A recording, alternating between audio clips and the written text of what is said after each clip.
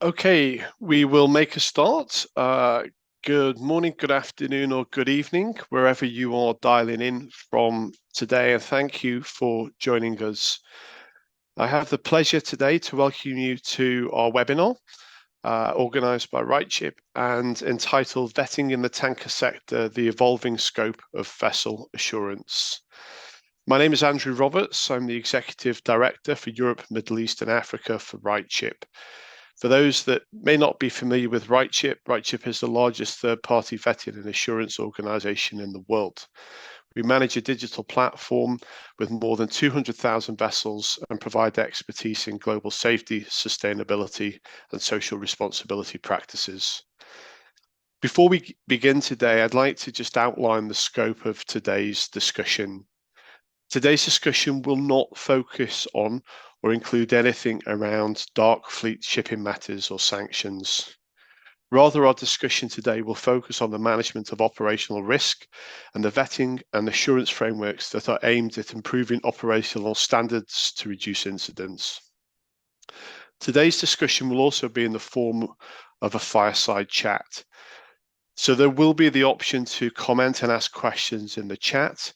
We will not open out to have questions and answers as part of the fireside chat. However, on completion of the webinar today, we will collect any questions and send responses in a collated document after the webinar. So before I introduce our esteemed panel of speakers, I would like to just take a few minutes to set the scene for today's discussion. In the maritime industry, unfortunately, disaster has been an influence to prompt change throughout history. Notable examples include as far back as the Titanic with the subsequent implementation of the SOLAS Convention and the Herald of Free Enterprise in 1987 with the subsequent implementation of the ISM Code. But I'd like to take you back to 1995, where a 25-year-old single-hull tanker named the Erika broke up 40 miles off the French coast. This disaster caused substantive environmental and ecological damage, resulting in the loss of a considerable number of seabirds and marine mammals, and impacting the livelihood of communities in the area. It also had a considerable financial impact on stakeholders that were associated to the operation of the vessel. Now, the Erika brought about additional focus on maritime standards. There are increases in focus and controls from ports and port state control authorities with targeted inspection campaigns. There was increasing control on the activities of classification societies and a move to eliminate single-hull tankers.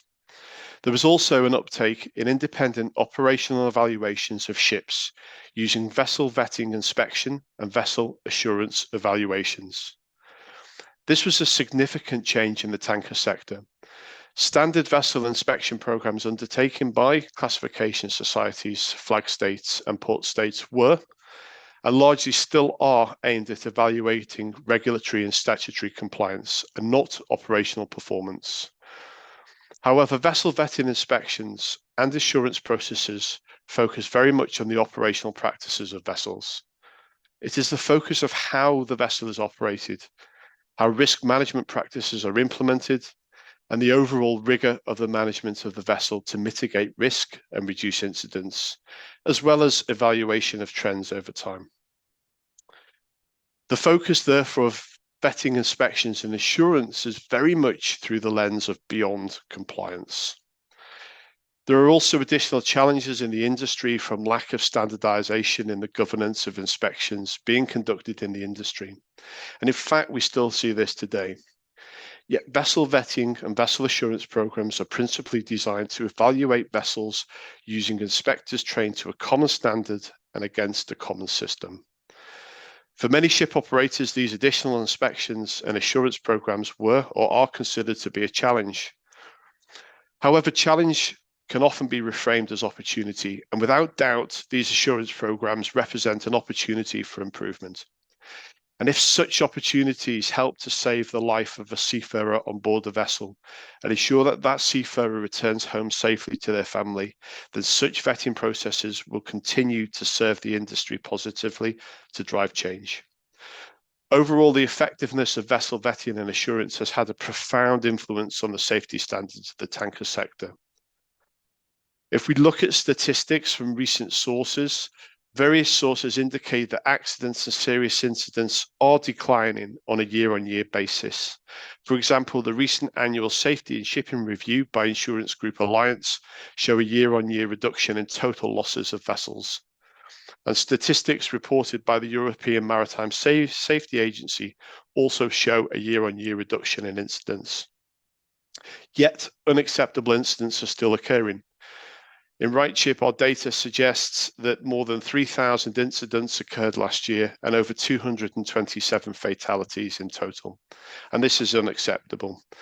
However, new risks are also presenting themselves. Our discussion today, therefore, will aim to evaluate a number of key questions. 30 years on after the introduction of vessel vetting and assurance, where are we? What have we learned, and how has the community adapted? What are the challenges that we still face? What are the risks that we see now that we are still struggling to manage, evident from the incident trends that we still see? How can other sectors learn from the tanker sector? And as we look to the future, what are the new risks emerging, and what does vetting and assurance look like in the future? So without further ado, I'd like to introduce you to our panelists today. Firstly, let me introduce Karen Davis. Captain Karen Davis is currently Managing Director of OCIMF.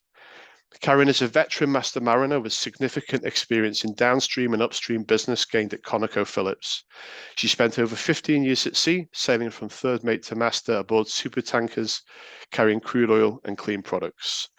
In 2001, Karen transitioned to shore, and in 2013 became ConocoPhillips Global Marine Assurance Manager, leading a team to focus on eliminating maritime risk. Karen was subsequently seconded to Qatargas Operating Company to support OPCO and North Field expansion projects before joining OCIMF in 2021, and Karen is a recognised industry leader in many fields. Welcome, Karen. Our second panellist is Captain Frans Ubaghs, Senior Vetting Manager and Deputy Marine Director for INTERTANKO. Frans had an extensive career at sea on different types of vessels. He sailed as master on chemical tankers. Frans holds a Master in Nautical Science from Antwerp Maritime Academy and an MBA in Shipping Logistics, and has held various marine and general management roles for tanker owners and management companies. Frans joined INTERTANKO in 2018 as vetting manager, and his role is responsible for responding to queries and providing guidance to members on vetting and other matters. His work also includes development of INTERTANKO vetting guides, organising webinars, seminars and forums, and supporting the development and upgrading of INTERTANKO databases and benchmarking tools, as well as working collaboratively with organisations such as OCIMF. And our final panellist is Tanner Umac, Head of Operations for Europe, Middle East and Africa at RightShip. Captain Tanner is a master mariner with extensive experience in chemical and product tankers.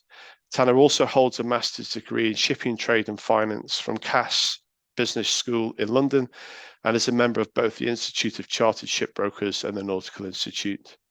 He joined RightShip as a vetting superintendent in 2016 and has since directed vetting and assurance operations in the EMEA region, assisting customers and maintaining direct contact with ship owners and managers and RightShip's charterer and terminal clients. Welcome to our esteemed panel, and thank you for joining us today. So let's start off then, the evolution of vetting. Where has vetting come in the last 30 years and what impact has it had on the industry? Karen, perhaps I can turn to you first, representing OCIMF as the custodian of SIRE and the SIRE vessel framework. Can you please talk us through the evolution of ship vetting from OCIMF's perspective? What is the broad impact that vetting inspections have helped to achieve?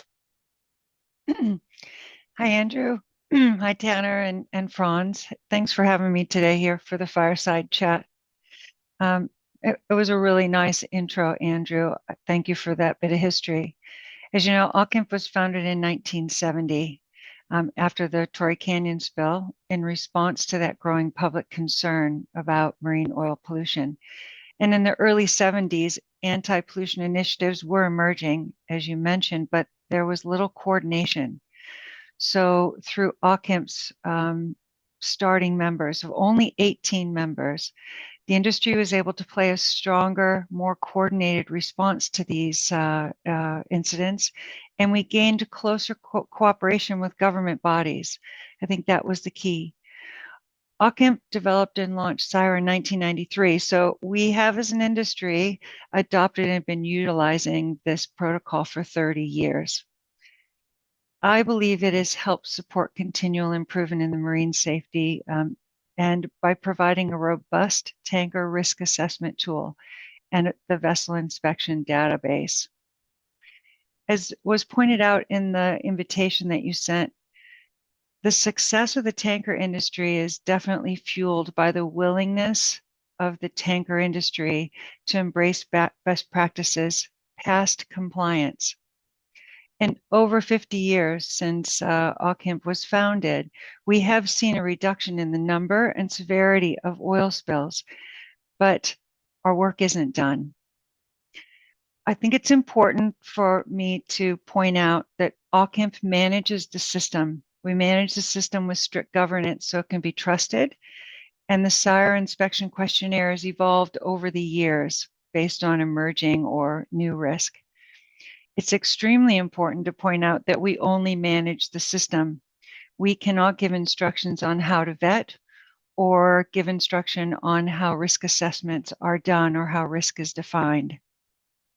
Users of the system must create their own assurance assessment criteria, and we do not or cannot get involved in giving guidance on that or how to determine how vessels are suitable for use. And we won't tell our recipient companies how to measure the risk. One thing I can comment on in the vetting decision is that we really think that vetting decisions based solely on the number of inspection observations instead of seeking to understand the details of a negative observation can be ineffective, and it can promote bad behaviors. So we need to be really careful about that. Just a reflection on my time since SIRE was established. As a mariner, I was chief officer in 1993, and I remember the rollout of SIRE. And although the inspection protocol seemed daunting, probably at first, it soon became the question set from which I could learn and I could work. And because of that question set and setting the expectations of the things I needed to be able to respond to, the questions I needed to answer, it really gave me some foundation that I don't believe I had, at least that was standardized before that. The approach before was learning from those who I worked for or the hierarchy on board the vessel. And although no one enjoys an exam, once we knew it was coming as mariners, we learned and we prepared and became more knowledgeable because of it. As the industry is challenged with new risks, the question set in the SIRE program will continue to evolve. As you know, SIRE 2.0 is soon to be rolled out. That evolution will allow learning to happen. I hope that helps answer your question. Thanks, Karen, and I think that's a great opening, and thank you for setting the scene for us from OCIMF's perspective. I think what I certainly pick up there, going back to this notion of reframing a challenge into an opportunity, is how from your experience as a mariner, you're able to take that information that was available in the question set and actually apply that in your day-to-day work, your day-to-day environment, and really reframe that question set and harness that towards positivity in your day-to-day environment.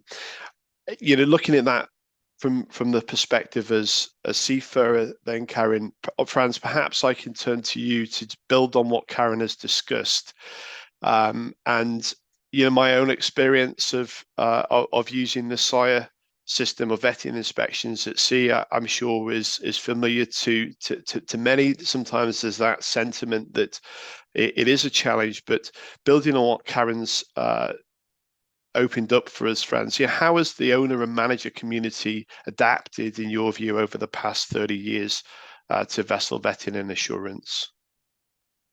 Well, yeah, thank you. Thank you, Andrew, and thank you, Karen, for the introduction.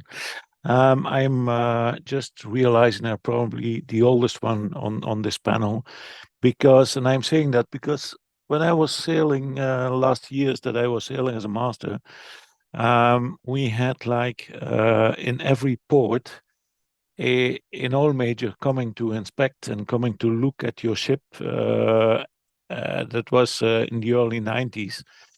And that was a real burden, let's say. And we have grown to a whole, and like Karen said, 93 Desire, that was already a relief, but a challenge for the people on board. And you mentioned a certain moment, Andrew, also the ISM. Here again, OCIMF came with, after the ISM, that was the bare minimum. Actually, for tankers, they came with, OCIMF came then with the TMSA. So the whole industry has grown to, and back to the Erika, what you mentioned there was of course also a mistrust in the other partners in the industry, and the industry has growing to or has grown to real cooperation, real partnership where we are building on. A couple of years ago, I was approached by OCIMF for the Sire 2. How can we work together to make this a success? So that's so important. INTERTANKO members had the chance to review the questionnaires, to go through the trials, to feedback to OCIMF, to the oil majors. So, and now we are even having seminars or forums with building trust together title, So it's so important to highlight here that there is a lot of cooperation, a lot of collaboration between all the partners in this industry. And there is building the trust is so important. But we have to see a little bit further also. There's also building the trust between all these entities with the guys on board, because that's the last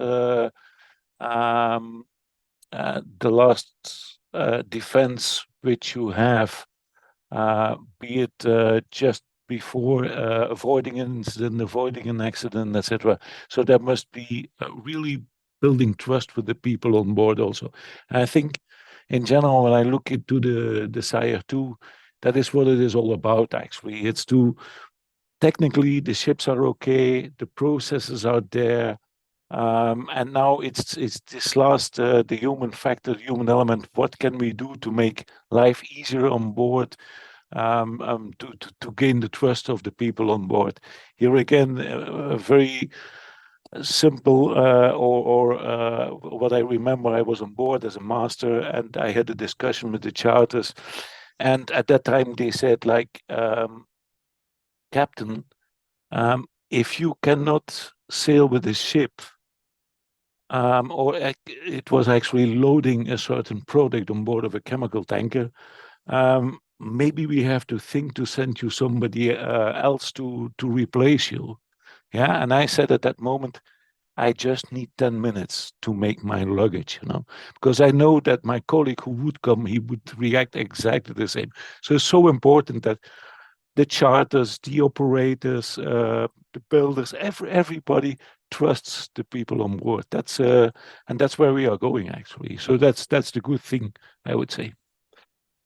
Thanks, Frans. I think that's really important there. I think the foundation of everything we do is built on trust. And I want to just unpick that a little bit further in a few minutes. But first, let me come to yourself, Tanner. I'm here to represent RightShip. Many people think of RightShip with a focus purely on dry bulk. So tell us, please, RightShip's place in the tanker sector. And when we look at data from RightShip's perspective, looking at tankers versus other sectors, what does that data show us in terms of performance now from 30 years of focus around vessel assurance? Sure. Thank you, Andrew. Karen, Frans, you made great reflections and you made me smile, and because you reminded me my days on board and how I used the VIQ as a learning material and kept reading it question by question and then enjoy the successful inspection results once we pass one. So yes, Andrew, we support the dry segment significantly, but also we have lots of members that have shipping risk in tanker segment. We have about 92 members that are operating in the tanker space. They are terminals, charterers, cargo owners, financiers, and they have risks on tankers, gas carriers, inland barges. What we also do, our subject matter experts review significant amount of port state inspections manually. Last year, we did 16,000 manual port state inspection reviews. We reviewed 2,500 incidents. So we have incredible exposure across the industry, various vessel segments, and we can identify the patterns and differences. It's clearly visible how the cyber inspection regime, OCIMF, and marine assurance schemes helped the industry progress. Port state numbers, for instance, tanker vessels are less targeted comparing to other segments, even though the operations they're involved in are considered to be more riskier. In 2023, across all the inspections or port state inspections across all jurisdictions, out of every 100 vessel inspected in dry segment, 8 ships were detained.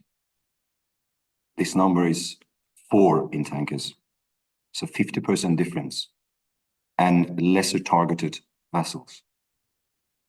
When we look into the incidents, there's significant difference.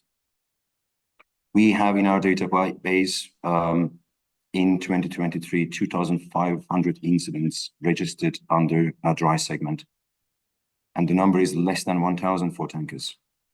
So there is significant difference and awareness across between the tanker industry and other segment of shipping. We also run RightShip inspections over dry bulk segment, and the results show us how an inspection regime could help the ship owners, seafarers, and overall the industry to do better. To share with you the very broad numbers, when we look into the vessel performance prior and post RightShip inspection, incidents are halved. Port state detentions are halved comparing to vessel performance prior and after. And when you do regular inspections, the impact is even bigger. So there is clear benefit. So Tanner, I'm gonna hold you on that just a moment and come back to that when we talk shortly about other sectors and how other sectors could potentially learn from these regimes. I just want to circle back on this notion, Frans, that you brought up around trust. The other thing for me that links to trust is culture. And therefore, an open question before we move on and talk about some of the challenges that we're still seeing today is, has there been, in your view as a panel, has there been a cultural shift in the acceptance of vessel vetting and assurance programs to make that positive impact? I.e., is there more trust now that these programs have the desired effects that we're seeing?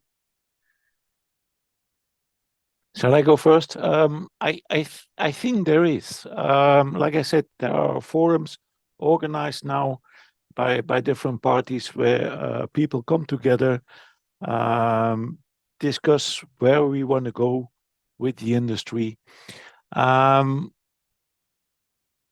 There is also still a lack of trust. I saw yesterday that the EMSA, so the Australian Maritime Safety Agency, they came out with a notice that they will, for example, not accept anymore deficiencies which are closed out remotely by classification societies. Yeah. I don't know what went wrong. It's on 2 ships that they say they will not accept this anymore. But building this trust took quite some time. Yeah, it's a whole process. And like I said before, we had definitely the trust of the members of OCIMF towards the members of INTERTANKO to go together to this process of reviewing the SIA 2 questionnaire or the library, how it is called.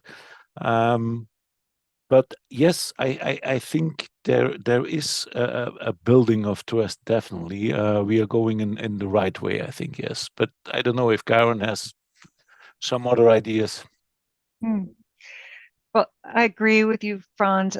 I guess just to put it in short, we've eliminated those gotcha moments. No operator wants to have a gotcha moment. So not to put it lightly, but this is a team sport, right? We all come together to pull in one direction, and that's how we make a change. So particularly with SIRE 2.0, we made a concerted effort to include the rest of industry in the path. And it was those moments where we had feedback loops and challenges, particularly with INTERTANKO, that built our team trust, not broke it down. We had to be prepared for those meaningful conversations that were going to create paths for the vessels at sea and the managers of those vessels to see that this was a collective team effort for all of us. So there are still pockets, I believe, of places where we need to build trust. I won't say mistrust, but we need to build up on that. And one place that I see has improved over time, we talk about the evolution, is that I feel like in risk assessment, nowadays when there is a risk that is that's identified and a mitigation that's needed, we now understand that it's important that all the people, all those parties on that chain understand what is the risk, what is the mitigation, and those that are responsible for the mitigation need to check in and say it has been completed and we're ready to move forward. Quite often in the past, there were what we thought commitments made, but not everyone was a part of that conversation. And now I think we've really built a more collaborative conversation, and safety is improving because of it. Thanks, Karen. Thanks, Frans. Perhaps then to just move us into to where we are today, and I think, Frans, you made an interesting point there around AMSA's position towards closing out of remote deficiencies. While statistics in the industry show that incidents are potentially reducing, there are trends in the industry that are showing an increase, for example, in port state control deficiencies and detentions going up. There's signals that maybe there is an upward or an uptick in some of these events that need to be focused in on. And potentially being driven by a lot of different factors in the industry. Of course, the average age of vessels is going up. UNCTAD report that now at 22.8 years. I think there is certainly a reluctance, I should say, on ordering tonnage in view of the energy transition and what to order. So the average age of ships is coming up, and of course, following the COVID challenges that the industry faced, there was a loss of some talent out of the industry, and of course, all of those are masked to risks that need to be viewed. But I think the question that I have for you now is, 30 years on, where are we now? What are the risks that we're still seeing that still need further focus? And that could be things like enclosed space entry, management, or mooring. What are those things? And I'll open that out to the panel. Perhaps Karen, to come back to you first. Sure, thanks, Andrew. So you identified something that's near and dear to my heart right away, which is enclosed space entry. We must eliminate enclosed space entry incidents and deaths. And I think, and I know it's going to be a collaborative effort to do that. Just recently, OCIMF hosted a workshop in early February. And the beauty of that workshop was that it included cross-industry experts, not only from the IMO's HEIG group, the Human Element Working Group. We had MAIB in the room, IMCA, RightShip, INTERTANKO, Intermanager, Nautical Institute, IOGP, SIGTO, and even UK P&I Club, and a data provider. There was a lot of passion in that room. As mariners, we know what that feels like. And there's even a greater recognition that we need to look beyond all the processes and procedures that have been written over the years and to start a new discussion, placing the seaman, the mariner, at the center of the discussion. What was important to me from that meeting was that the exercises and the breakout sessions created a list of actions that we can now prioritize and assign delivery dates. So often we recognize that incidents are still occurring, but there needs to be a pause and a recognition that we need to get started. And this one for me is one that needs to be recognized. And we need to figure out some new method of attacking it. I think the tanker industry, again, has some lessons learned and some great procedures that can be effective across industry. It's in the delivery of those instructions, the processes, the procedures, the looking at the human factors. That's the task at hand now, is how do we make that simple and understandable and useful for the mariner? Thanks, Karen. Frans. I pick up on that one if you allow me. I think OCIMF is taking really a leading role there already a couple of years ago with for example, the publication of the ESCOT 6, where it's really human-centered in the sense where I say, how can I avoid incidents in an enclosed space? Do not enter. Don't go into there. Try to look. The industry has to look to other ways, other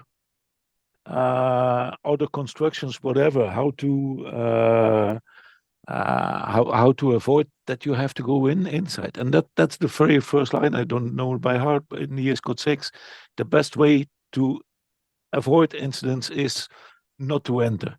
So the whole industry has to think about new ways. Now also, I want to extend a little bit on that, on other issues. I was not so long time ago sitting with a ballast water treatment manufacturer, saying that he was delivering so much training opportunities to the crew and nobody signed in for it.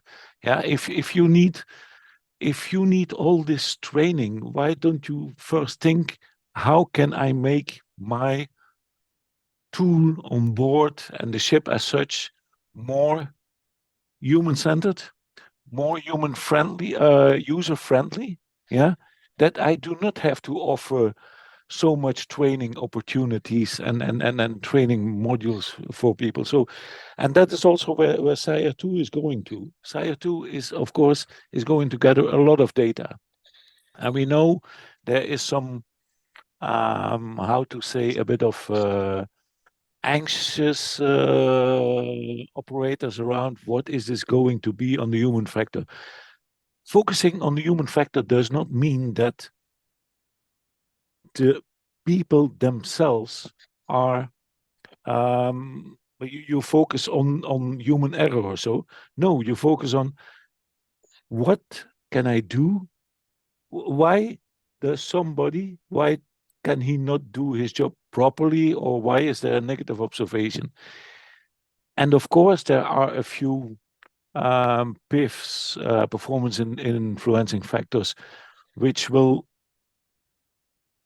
point out to the human as such. But there are also PIFs which say, hey, maybe this tool is not the right design for. So you have to see it in a very global context. Let me see, as a ship as a whole. So, and that's great actually that OCIMF is taking the lead there, to put it all on the human-centered focus, let's say. Thanks, Frans. And I think it's very interesting, that notion of sort of design thinking and human-centered approach as we go forward. And perhaps that is something that has been missing traditionally. And I think, Karen, to come to your point, perhaps more collaboration about the fact that all of these systems integrate into an environment which is managed by the seafarer. There needs to be more cross collaboration. But Tanner, let me direct the question to you. What are the risks that you perceive still to be there, that 30 years on we haven't perhaps fully got a grasp of, or we can focus on? I think whilst we are improving in data harvesting, we become more aware of the risks and what we have covered and what we haven't covered, and maybe we haven't even realized. Like picking up from Frans and Karen's comments on the human factor. When we think about all the distractions the seafarers have at the moment, and the industry have, is there any region that without any political conflict or any presenting any additional difficulty to seafarers to operate safely? We have just come out of the great pandemic. Time on board, service time on board was a big issue. Mental health is now, we are all talking about it, which is great. Over the last 30 years, industry has done a great job with the great guidance provided by OCIMF. And now, SIRE 2.0 offering us a new opportunity. It was just in time. And I'm so excited to see the results, because human element is going to be right on the spot and will tell us different aspects that we haven't realized before. We develop procedures, guidelines, rules, training programs. They all helped us to get to a certain point, reduce the incidents, save lives. They served well so far, but those things are still happening. Pollution, loss of life, serious injuries, life-changing injuries, they're still happening. The industry is still causing environmental harm. So focus on human element is going to take us to the next level. Thanks, Tony. I think that's a great segue to start to move us into what the future of vessel assurance and vetting looks like. Karen, you mentioned around collaboration and the recent work that OCIMF done, the workshop you held around enclosed space entry.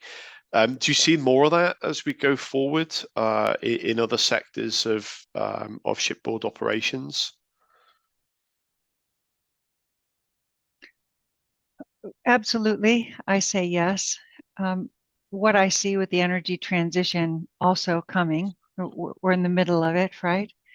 I see that 50 years of having the luxury of bringing members together who know the best practice or who can share it, that luxury is no longer there. With emerging fuels and new technologies, we all have to become part of this learning environment. So I think, yes, collaboration is going to be vital for us to make this a safe transition.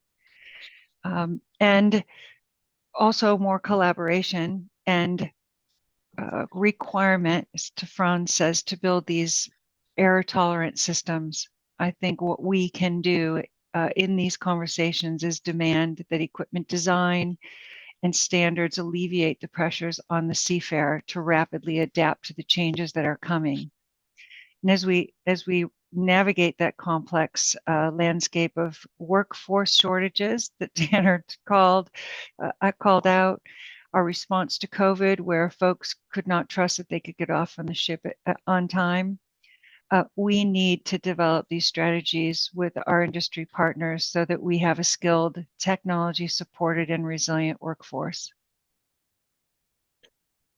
Thank you, Karen. And I think you started to touch there for me on the sort of complexity of the environment that we've got.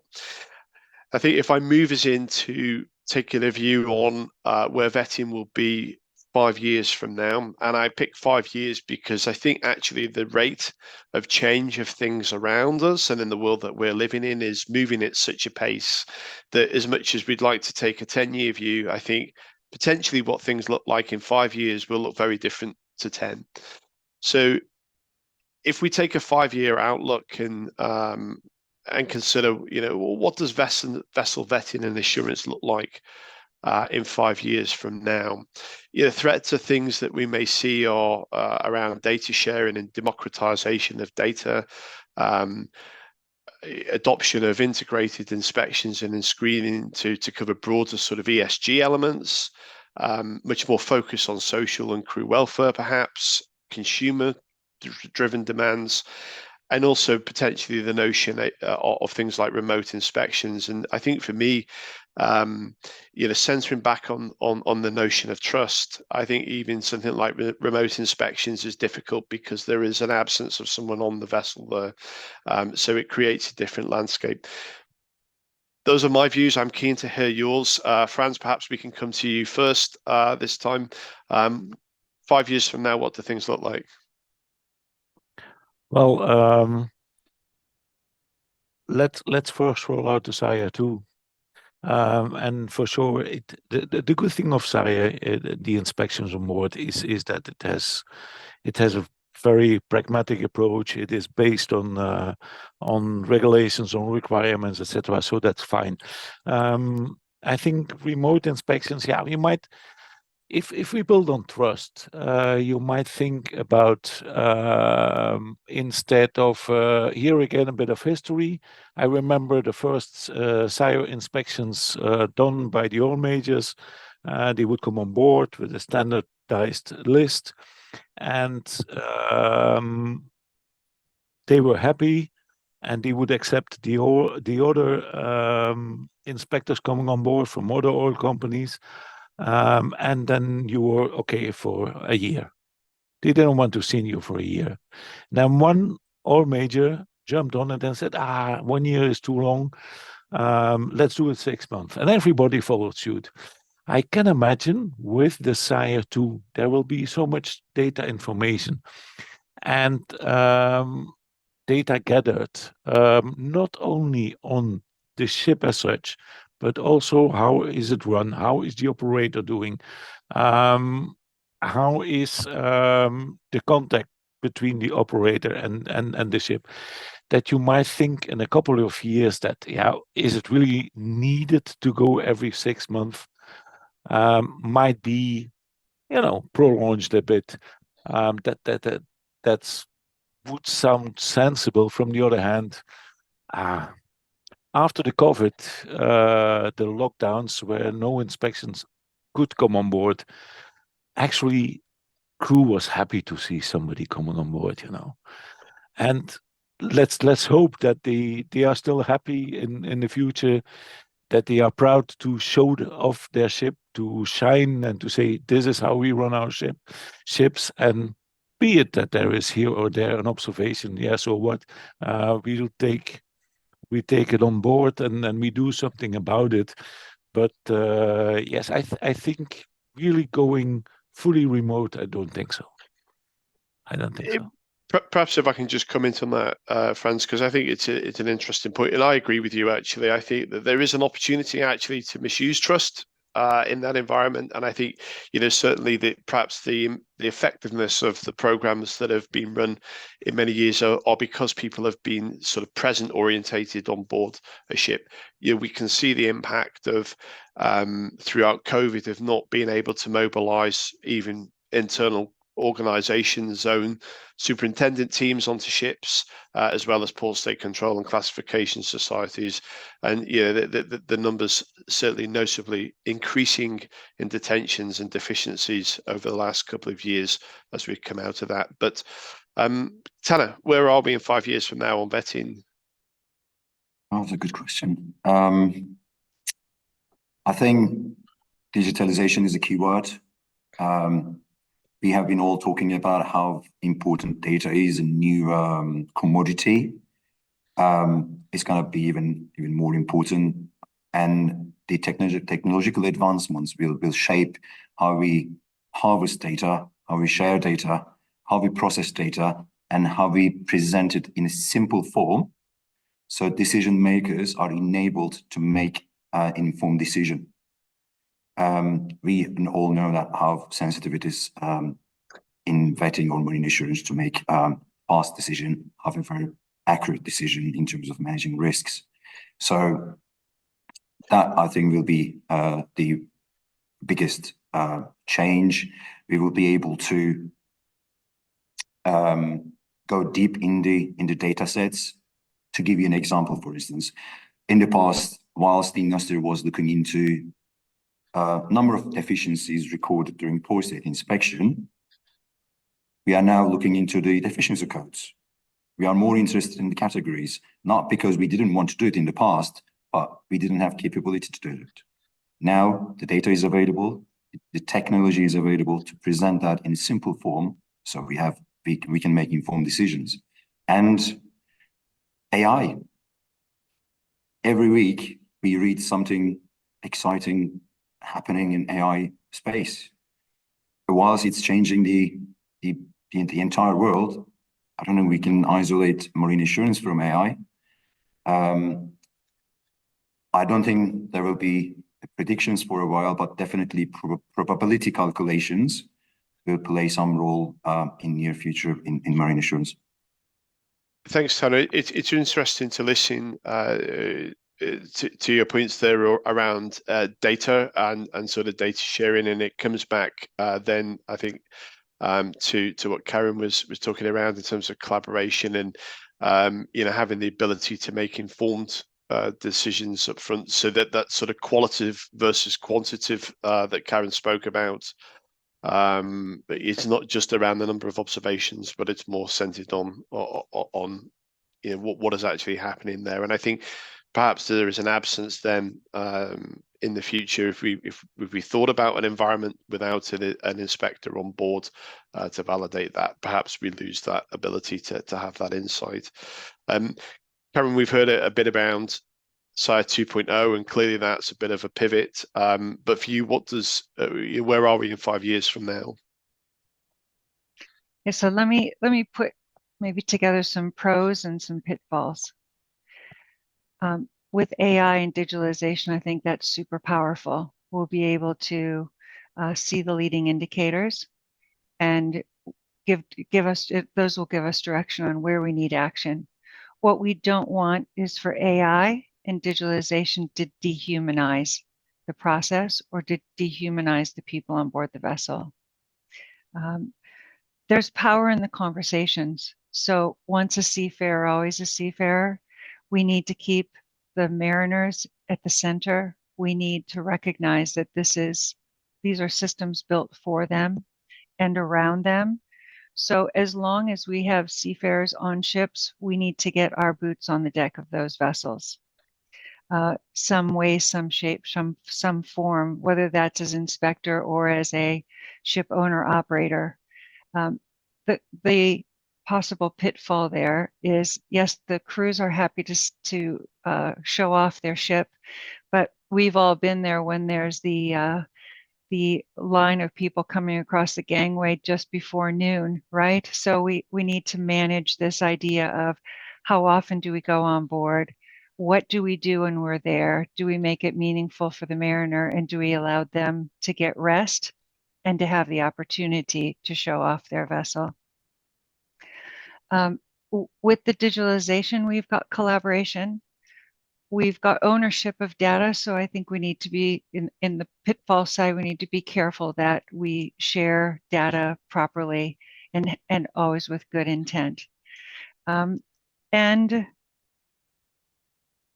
overall, I see just the beauty of this conversation today. We have all grasped and embraced the idea that a standardized system that we can trust and that is built to improve safety and not to bash people on vessels or operators or owners about the shoulders if things go wrong. If we can keep it as a learning tool, then this will only flourish and give us more opportunities for all these possible productive things that both Frans and Tanner have spoken about in the next 5 years, maybe the next 25 years. Thank you, Karin. Okay, well, I think we are fast approaching the top end of the hour, so perhaps I'll turn the conversation quickly back to each of you for any final thoughts, and then I'll bring us to a close. So, Frans, why don't we start with yourself? Okay, thank you so much. The only thing what I wanted to say is now a couple of weeks ago, I sat in an airplane, and then the captain, he announced that we would be delayed for an hour and a half before takeoff. Nobody mourned, nobody complained. Everybody started to look at the screens or read a book or whatever.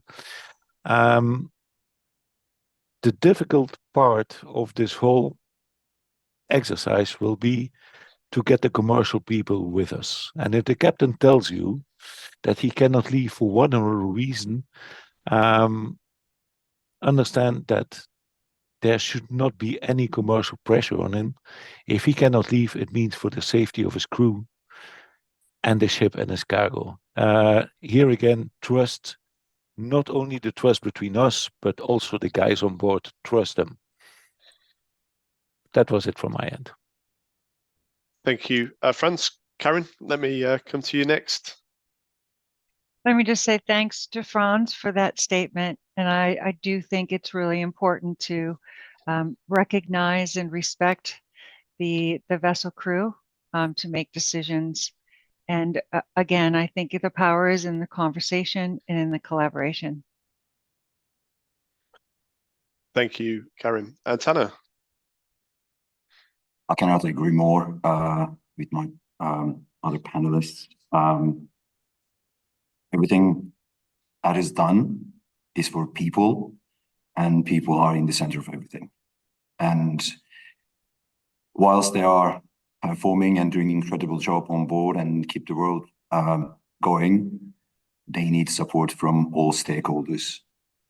And the key words, collective effort, collaboration, teamwork, however you name it, but it has to be, it comes from all sides and all angles, and push each other and the industry towards a better place.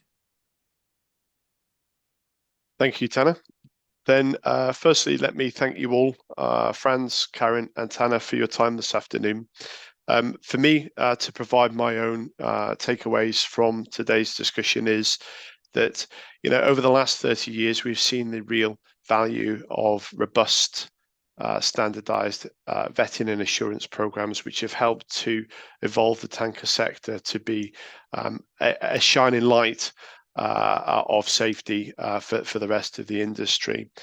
As we go forward, certainly we have to adapt in the environment that is adapting very quickly around us, and that includes managing new risks, things like digitalization, embracing things like AI, and ensuring that we can move the industry forward to accommodate the energy transition. But it has to be done in a safe way, and it has to be done in a way that really places the seafarer squarely at the center of what we're doing, and let us not forget that seafarers are there. And Karen, to pick up in your point, whilst we have seafarers on ships, that there will always need to be the priority of our focus, and therefore more human-centered design, whether it's in process, whether it's in how we interact or collaborate, or how we just design our own systems around those seafarers is absolutely fundamental to ensure that actually the safety trends continue on the right trajectory, which is downwards as we go forward.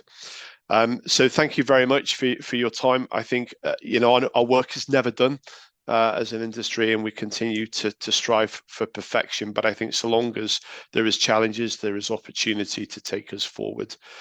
So thank you all for your time. For those of you who've joined online, thank you for joining us and giving up your time to be part of our discussion. To remind you that questions will be gathered and follow-up sent to participants in due course.